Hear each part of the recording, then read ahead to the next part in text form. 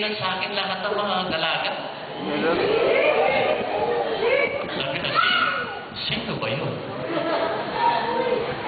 Sabi lumapit na, Ka-Elmer ang tawag sa akin. Sa Bulacan kasi ibig sabihin ng kapatid. Yung mga Tagalog, Ka-Elmer, sabi, laki lang pinagbago. Hanggang ngayon naman, ang bihira.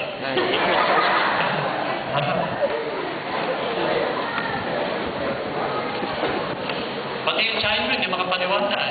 Yung mga Pilipinas ko, hindi makapaniwala. Nung umuwi nga kami ng Pampanga, sabi ko, hindi ako uuwi ng Pampanga pag wala kami sasakyan. Binigay naman kami ng sasakyan ng Panginoon.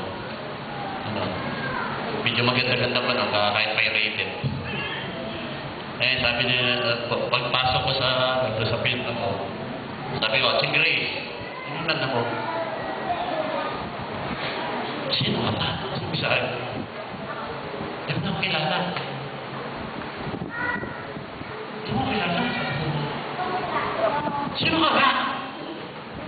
Elmer! Elmer! Elmer ka! Nanakay na ka! Nagtip ako! Tinawag yung tsahin ko. Yung tsahin ko kasi, mahal na mahal ako noon eh. Anong makakita ko? Sabi ko na, pambira ka! Takil na Wilmer, ganda lalaki mo ah! Minura pa ako. Tapos pinag-aalikan ako, niyakap ako. Tapos kinausap si Mrs. Pinsan ko, sabi niya, si Elmer ko, matino na. Sabi na niya, opo matino. Pastor na po, pastor. Sabi sa akin ng sayo ko, anong trabaho mo eh, pastor? Pastor ka. Pastor? Paano nangyari yun? Sabi ko, hindi ko rin po alam eh. Kung paano nangyari. Ng mga classmate ko nga, sa January 7, meron kami classmate ko sa elementary. Meron kami reunion sa January 7. Nahanap daw nila ako. Ako na lang din nila nakikita eh. Salamat na lang may FB eh. Salamat na lang may FB. Nagkita-kita kami sa FB. Nasa ibang bansa na sila. Nung makita yung picture ko, pambira ka, hindi ka tumatanda.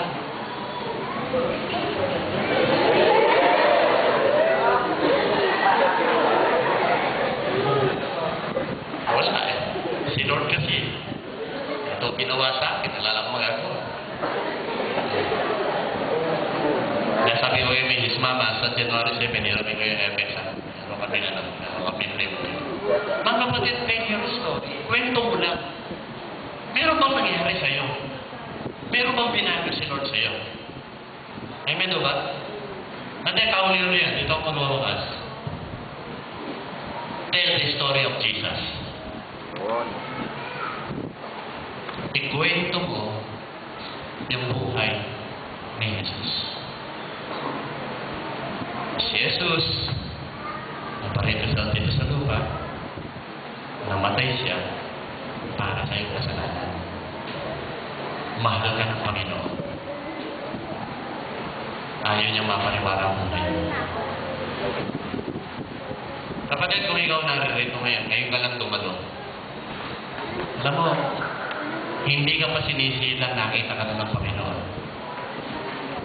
At dahil sa iyo, namatay ang Panginoong Jesus sa krus ng Kalbaryo. Mahal ka ng Panginoon. Alam niyo, every time na nag-iisa mo, bisa sa sabay nag-iisa mo, pag medyo nag-discourage ako, babalikan ko lang yung ginawa niya sa buhay ko. Nagpa-flashback yun. Sabi ko, ito ko dati, natutulog lang ako sa truck, natutulog lang ako sa buhangin, naiiwan ako, gustusin ako. Sabi ko, Lord, salamat. Kasi dahil sa iyo, dahil sa buhay mo, binago mo. Kapatid, walang ibang makakapagbabago sa atin. Walang ibang makakapagbabago sa tao, kundi si Jesus. Si Jesus ay nagsakripisyo dahil sa ating kasalanan. Si Jesus ay namatay dahil sa ating kasalanan. Ito Ito ang dahilan kung bakit kailangan natin mag-win souls and make disciples. Yung kapatid mo, baka may problema. At mayroon kang naranasan sa Panginoon. Kwento mo yung sarili mo sa Kanya. Ikwento mo ang Panginoon. Marahil yung kaibigan mo, may problema. Kwento mo yung naranasan mo. Ikwento mo ang Panginoon. Siguro estudyante mo lumalapit sa iyo. Tulad kay Mrs. may lumapit na estudyante sa kanya. Sabi niya, Ma'am, sabi ng tatay, hindi na po ako mag-aaral.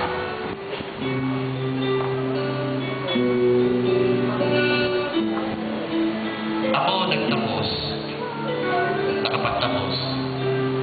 Hindi ako natulungan ng magulang ko. Hindi ako natulungan ng mga kapatid ko. Narating mo estadong ito. Alam niyo ba sino tumulong sa akin? Si Lord lang. Ikinasal ako, hindi ako natulungan ng kapatid ko, hindi ako natulungan ng magulang ko. Alam niyo sino tumulong sa akin? Si Lord lang. Bakit ako narito ngayon? Hindi ako tinulungan ng kapatid ko, hindi ako tinulungan ng magulang ko. Si Lord lang. Kaya kapatid, kung gusto mo maayos ang buhay mo, lapit ka na kaya suko mo lang lahat. Kung may plano ka, Lord, tapi ko muna itong plano ko. Gagawin ko muna yung plano ko. Alam ko, susunod yung plano ko pag ginawa ko yung plano ko. Marami kaluluwa, mga kapatid. Kung teacher ka, daming estudyante binibigay sa'yo ng Panginoon.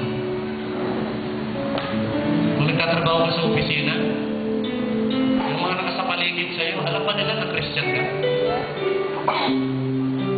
O hindi halatang Christian ka? Pagka ba kumakain kayo sa labas, nananalian kayo, nakikita bang Christian ka? Nakikita ka bang born again ka? Nagpipray ka ba? Sinasabi mo magpipray lang. Kapatid, panahon na para umilaw tayo, lumiwanag tayo. Merong magandang plano ang Diyos sa buhay natin. Huwag mo natin kaliliwanag. Niyo po, pag magdidesisyon kayo ngayon, Lord, susundin ko na kung ano yung gusto mo mangyari sa buhay ko. Susundin ko na kung bakit mo ako pinili. Kapatid, paglabas mo ngayon, ang totoo yung desisyon mo. Paglabas mo sa bulwagang ito, may naghihintay. Kapag papala galing sa Diyos para sa iyo. Kung pinaniniwalaan mo ito. Tayo po lahat ay tumayo.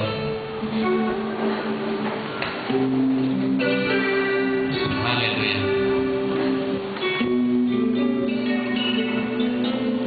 Yes, Lord. Awitin po natin yung awit na to.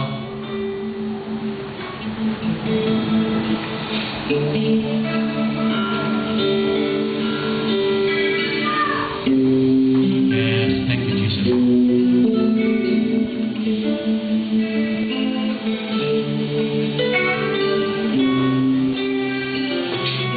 Awitin po natin ito nagdadali sa ating puso, kalakip ng awitin.